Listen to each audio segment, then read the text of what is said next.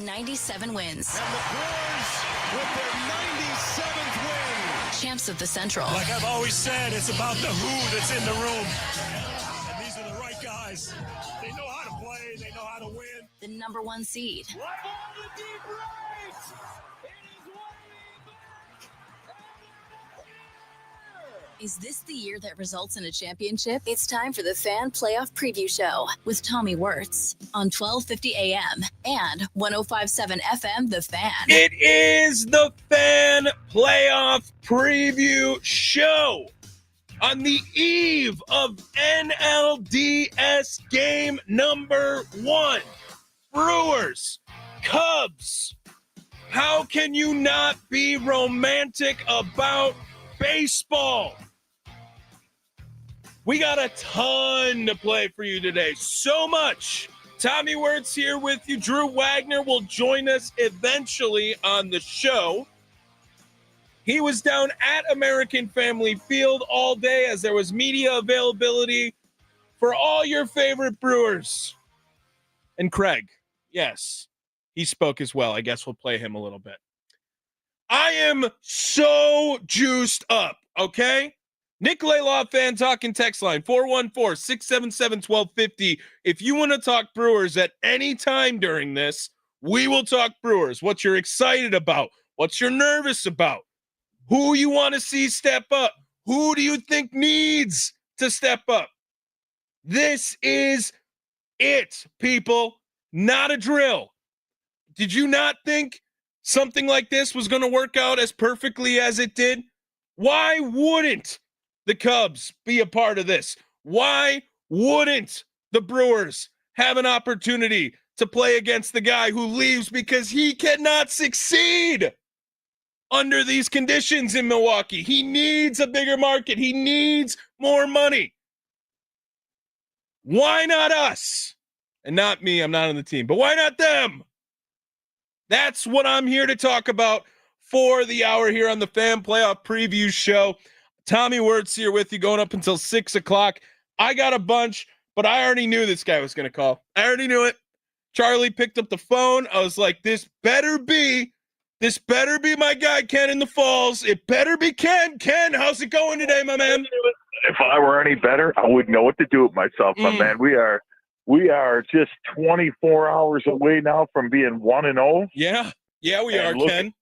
And looking forward to Monday, as the Brewers go in there and they absolutely put it, and I mean put it, to the Cubs 8-2.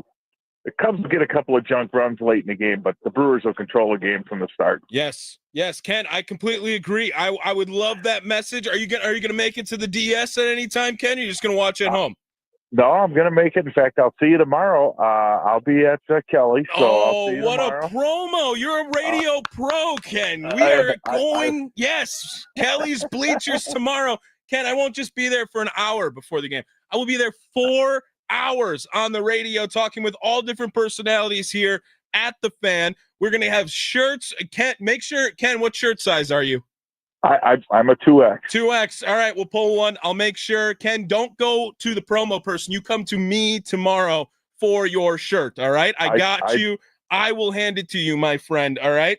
I definitely will. I'm looking forward to it. In fact, I am so looking forward to the game tomorrow.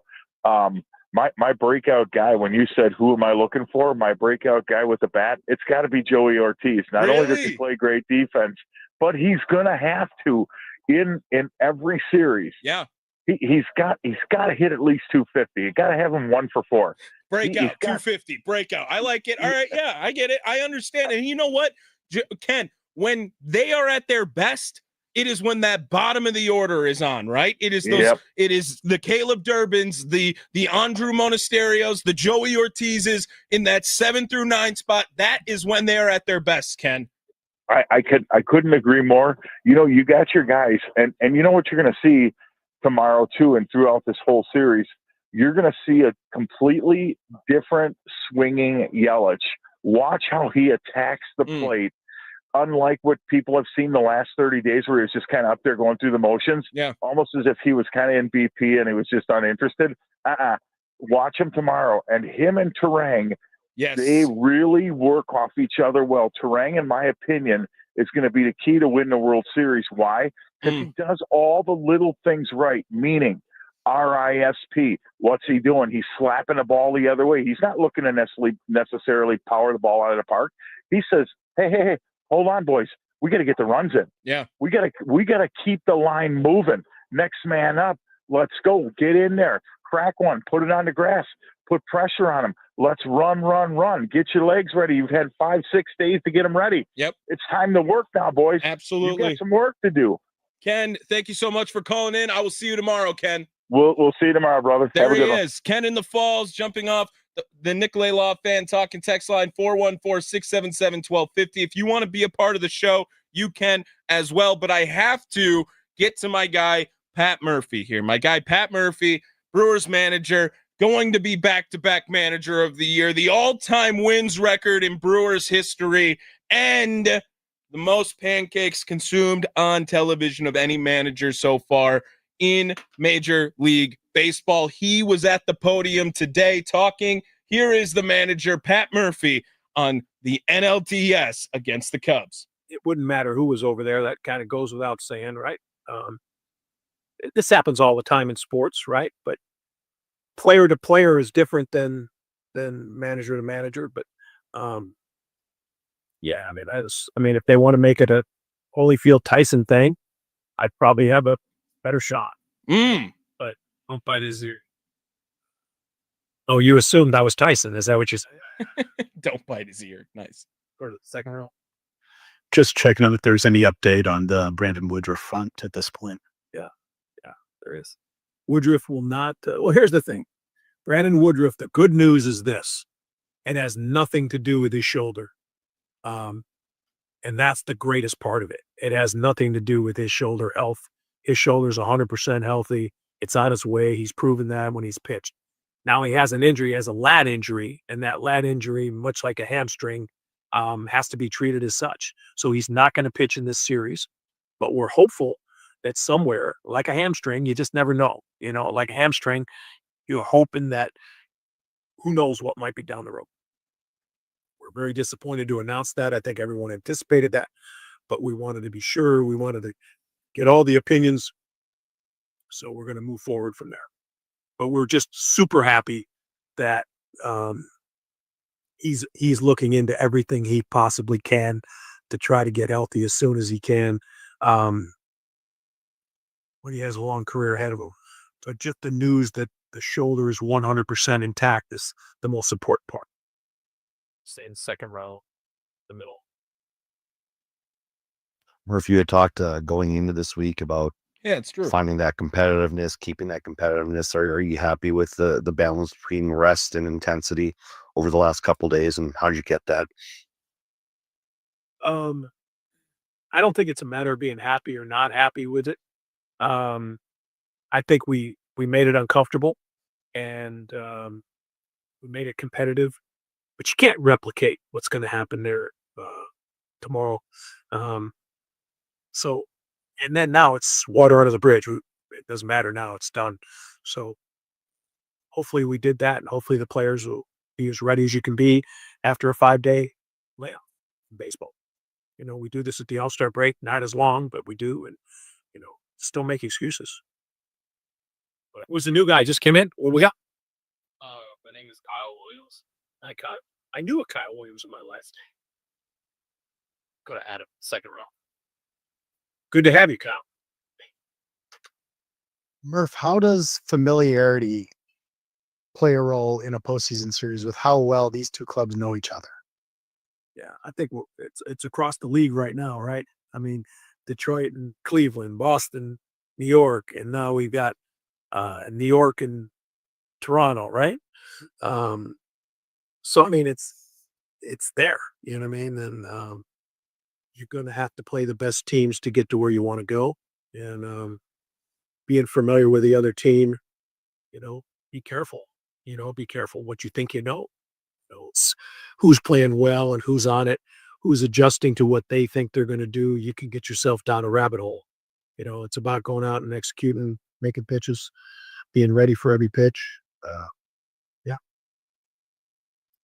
I think it'll, play a role, of course. Staying second row on the end. Stern. He likes to go by Stern. That's what you like to call me because that's my name. But Stern's got a sense of humor. First time in 2 years. First time. Murph, a big part of your offensive approach and your success this year has been grinding out at bats, battling pitches, putting pressure on defenses, forcing teams to make tough plays. This is a Cubs team that has been arguably the best defensive team in the NL. That's how they've graded out. Kind of curious, do you think that raises an extra challenge specifically with this team, maybe compared to some other teams you might play? And then how do you approach this series knowing that this is a group of guys on the other side that can make plays? Yeah, I mean, the familiarity comes into play, right? They know how we try to do it, and they're going to try to combat that. And we know how they try to do it, and we're going to try to combat that. Yeah, I'd rather play a team that wasn't as familiar with us, but really, all the teams we're talking about playing have some idea, that we do that. So, and I think everybody's going to play hard, and everybody's going to try to grind out at bats. So everybody's going to point to, well, you don't have as much slug. The Cubs have 3 guys over 30 homers and this, that, and the other thing. But it comes down to the game being played the ball. We play good defense too. They play really good defense. And it comes down to playing those pitches, being in the moment. It's like a heavyweight matchup. You know what I mean? Everybody has styles, and you can bat that style the way you do, but you got to figure out a way to win the game, and you do it minute by minute, second by second in the ring. And I think that's what will about it.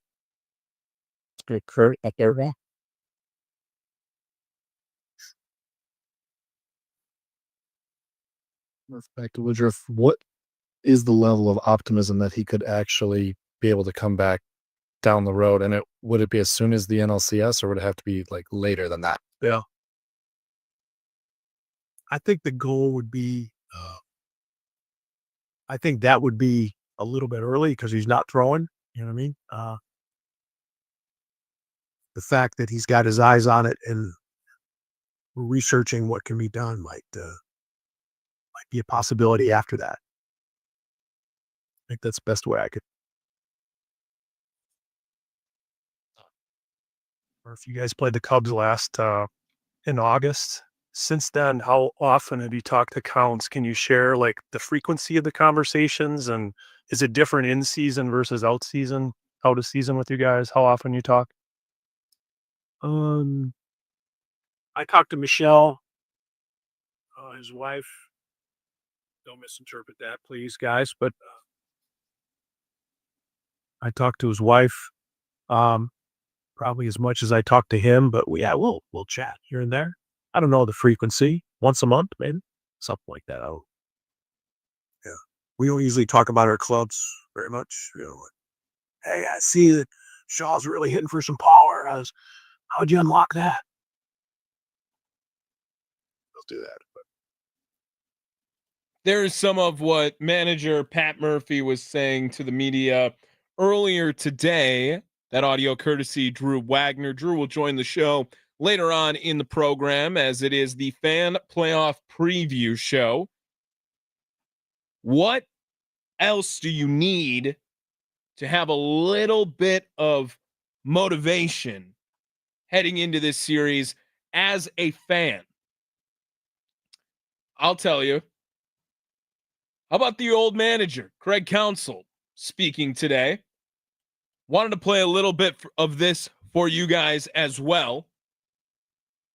But it's hard not to remember some of the comments and some of the attitude with leaving Milwaukee. Was offered a contract to remain the manager. Got more money elsewhere. Get it? But then you go to the Cubs. Are you kidding me? This is poetry for baseball right now, to have the best record Milwaukee Brewers taking on their biggest rival, the Chicago Cubs, with the former manager, Craig Counsell, at the new helm. Here he is. Start with Todd up in the fourth row.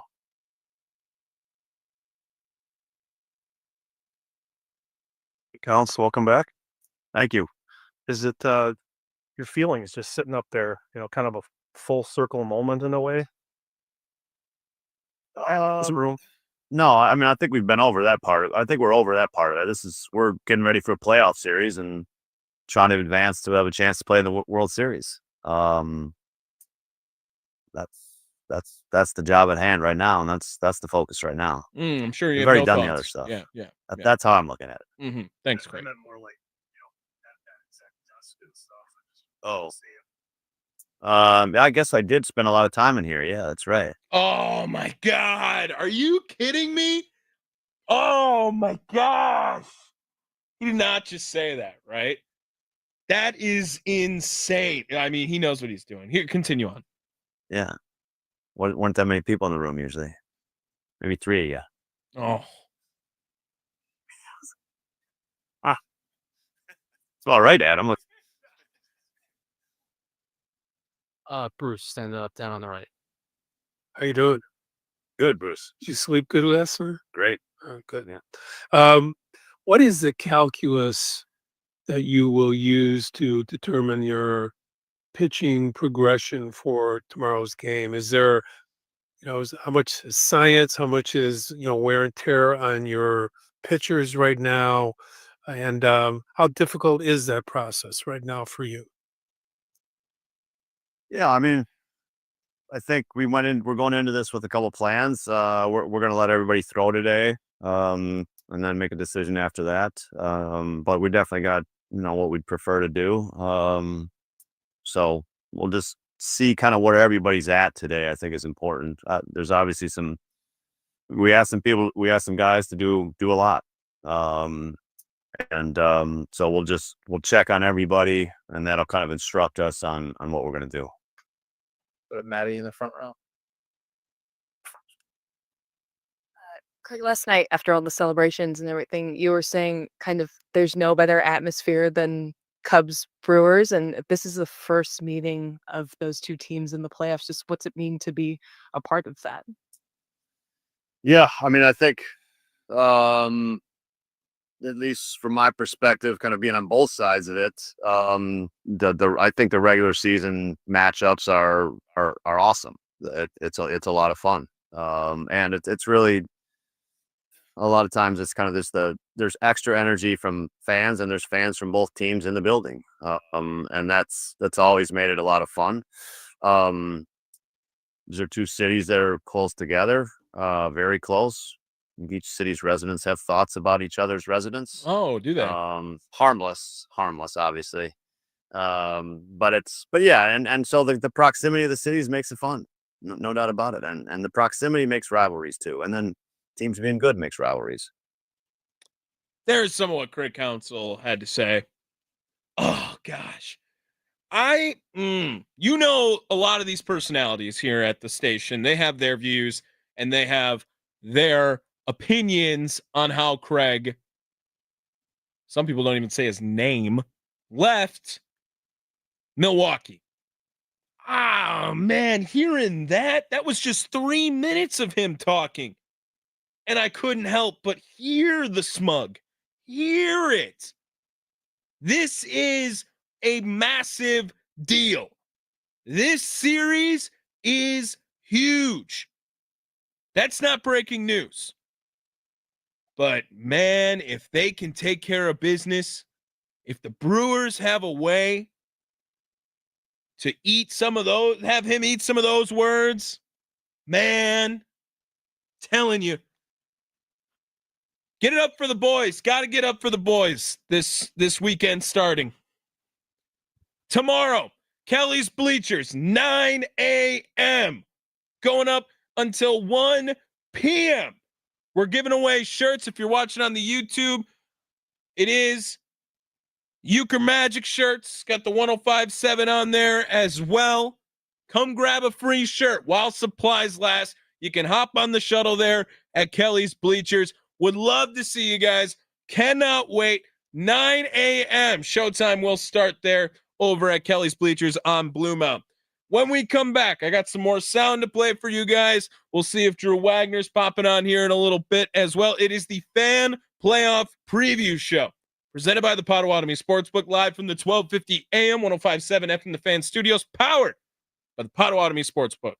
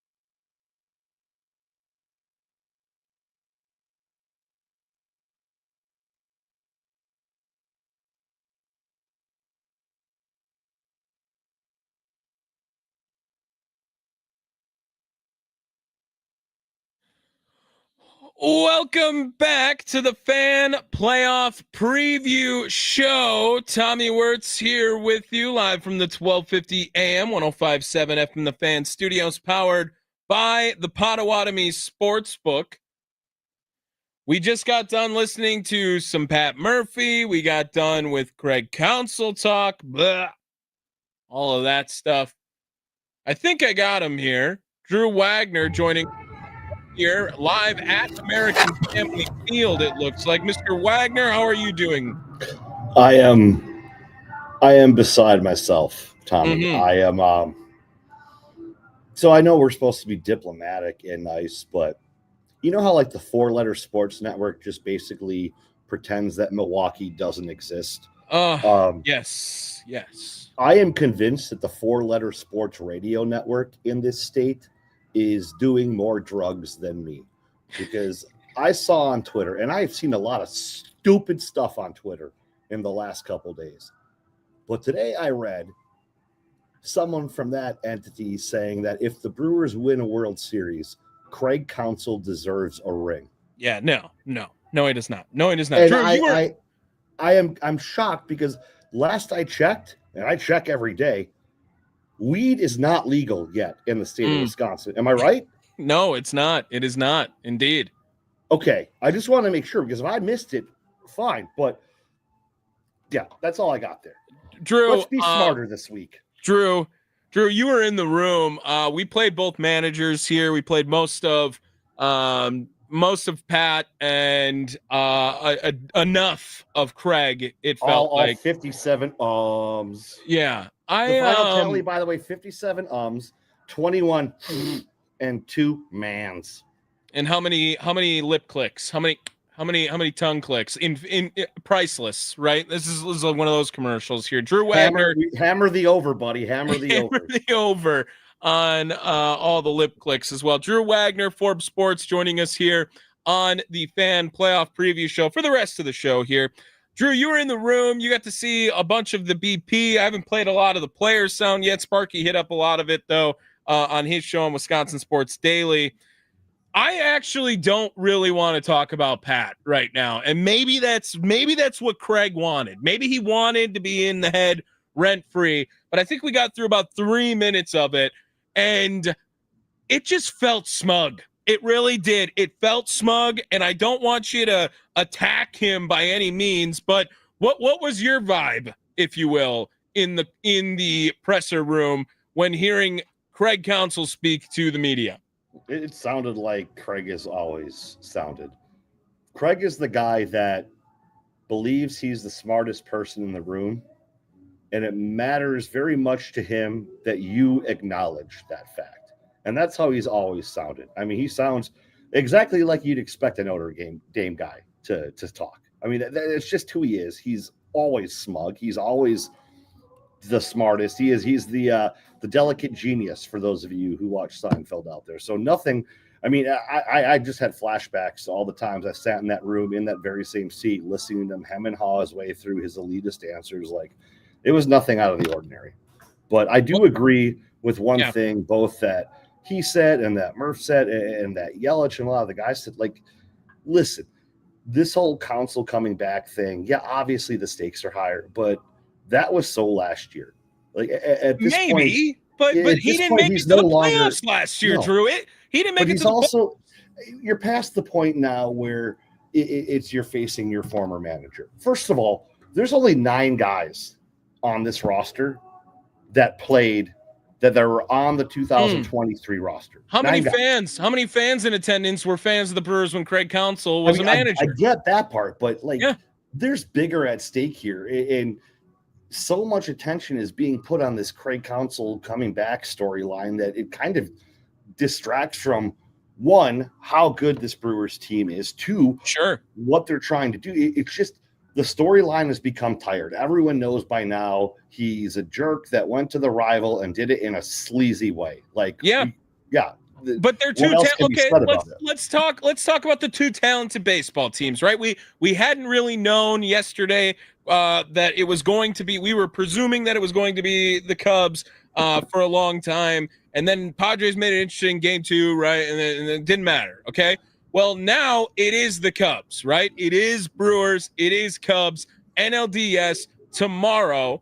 And Freddie Peralta is on the bump for Milwaukee. Some guys were taking hacks already today. I heard Bryce Terang's BP was next level. Had to be there to see it, Drew. What other stuff happening over at American Family Field stood out today, the day before the NLDS? I mean, honestly, I didn't get to see much of the workout because I was in the media room pretty much the entire day. I mean, you heard him. We had, almost an hour's worth of interviews on the Brewers side, had a quick break to grab some food, and then, the Cubs side started. I mean, the most noteworthy thing for me today was the discussion about the Game 2 starting situation and Miz's potential role. And right now, they have decided that they're not making a decision yet on who's going to, the Brewers I'm talking, have not made a decision yet on Game 2. And right now, both Quinn Priester and Jose Quintana are both in position to make that start if need be. And then Matt Arnold saying, they haven't really figured out what the situation is going to be for Miz yet, but they're expecting him to pitch and play a role in this series. Well, and right now, as you just said, I hadn't gotten to it yet, but Jose Quintana, Quinn Priester, it's up in the air for Game 2, it sounds like. Do you think, Drew, that the result of Game 1 is hyper-dependent on who starts Game 2? I think so.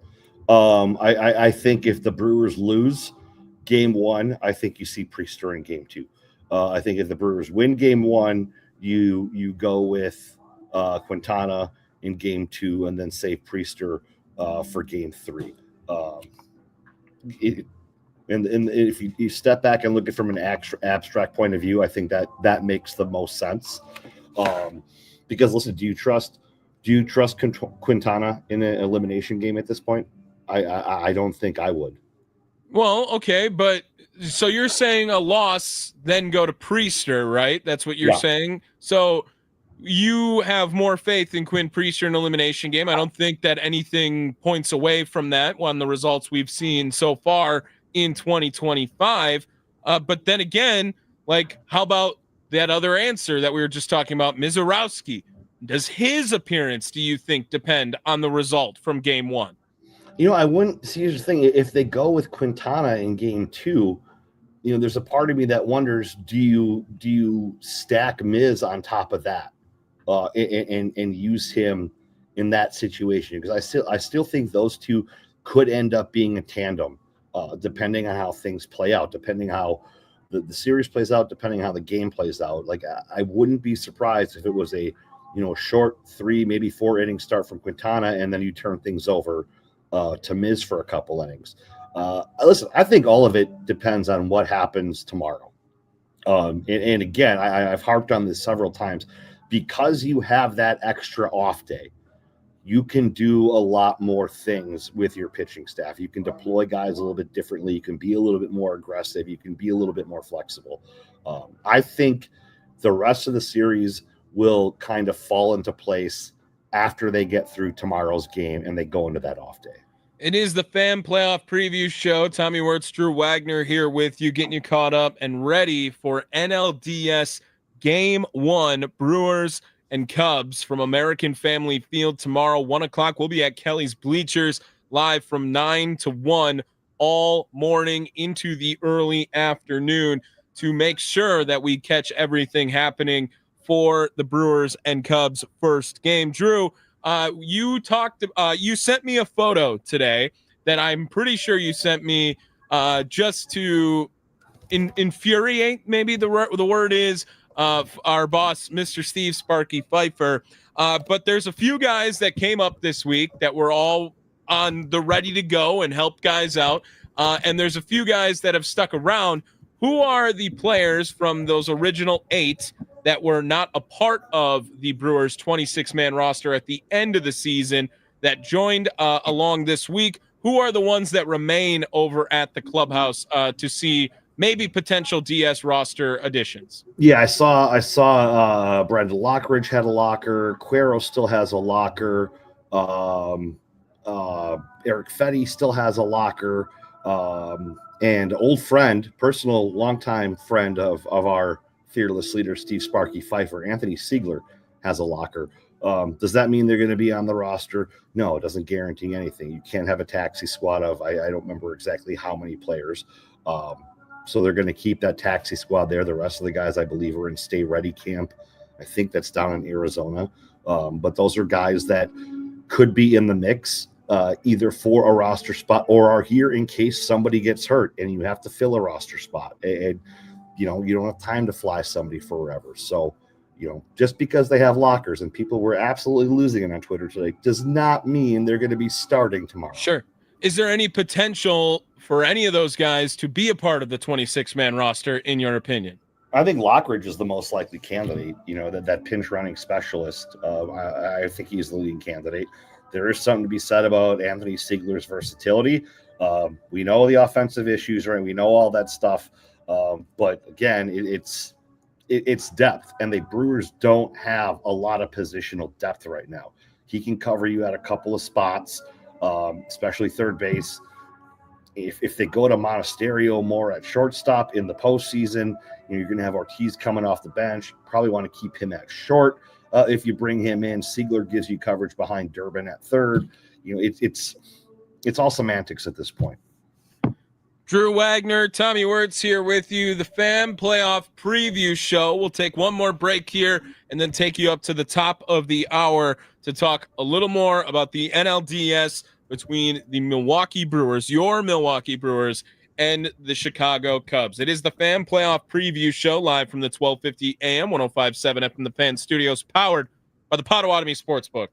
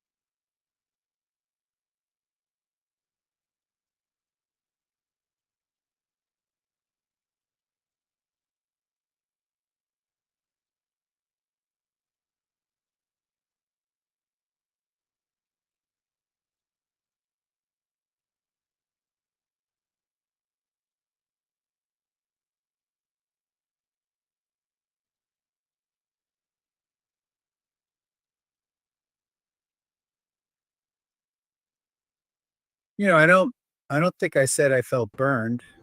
I think I said that, look, we lost the manager that still has the most wins in our history and may forever. He did an unbelievable job here for 9 seasons.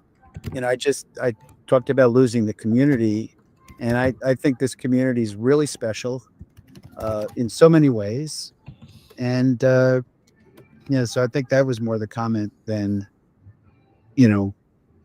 everybody has to do what they have to do for themselves and their family.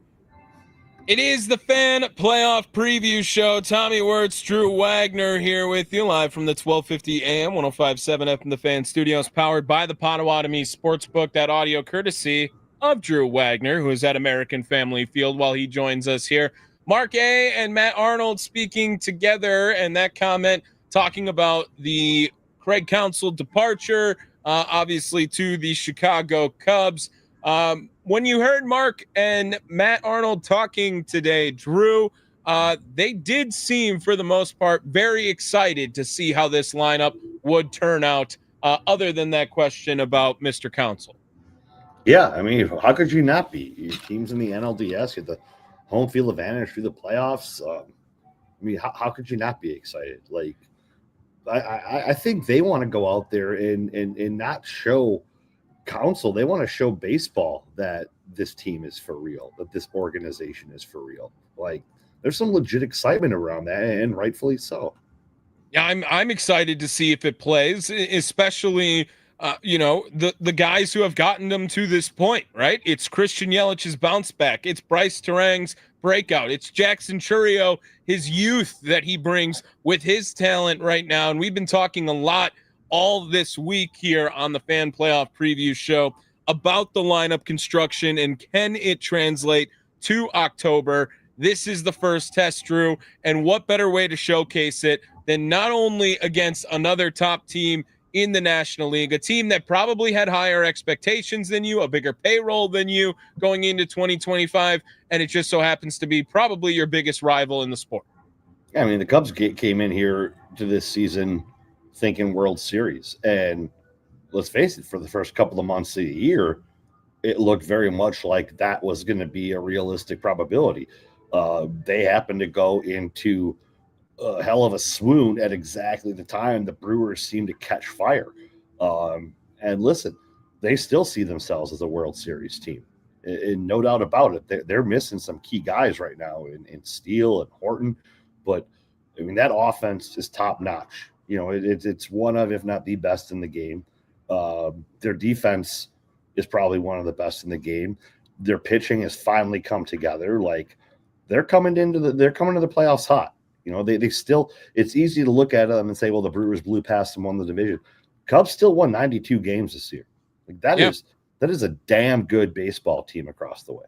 Absolutely. It still is. And that's why I think the storyline needs to be about that as well, as it is two very talented teams who get to meet each other quite often in the regular season, going at it as well during this case. Drew Wagner joining us here on the Fan Playoff Preview Show at American Family Field. Drew, your plan for tomorrow, the Brewers, right, will be at Kelly's Bleachers, 9 a.m. to 1 p.m. You'll join us at 12:40, as you always do on the leadoff show, right before that very last segment, leading up to that moment, leading up until 1 o'clock. Does it feel like the players after this week are behind Chicago when you talk to them, or does it feel like they got an advantage with this week off when you talk to these players in pregame coverage?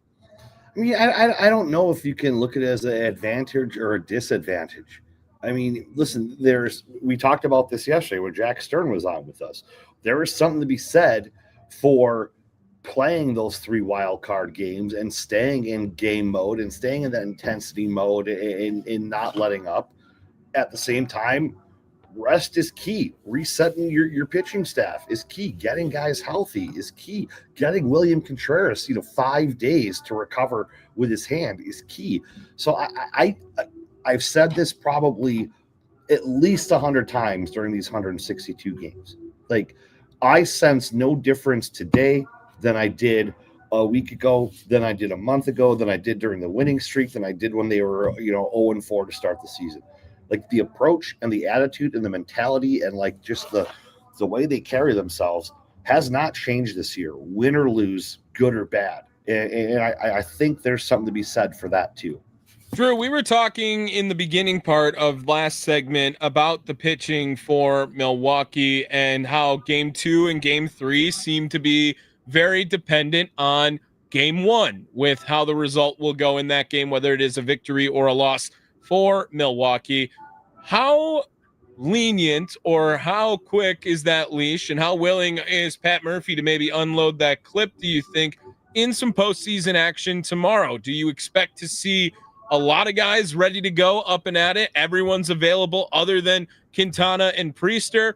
Or is the goal maybe to Freddie got us to this point. Let's see what he can do. And from there, it's going to be Ashby and hopefully everyone else that you see in the 8th and the 9th inning is ready to go. How do you expect that to go down in Milwaukee?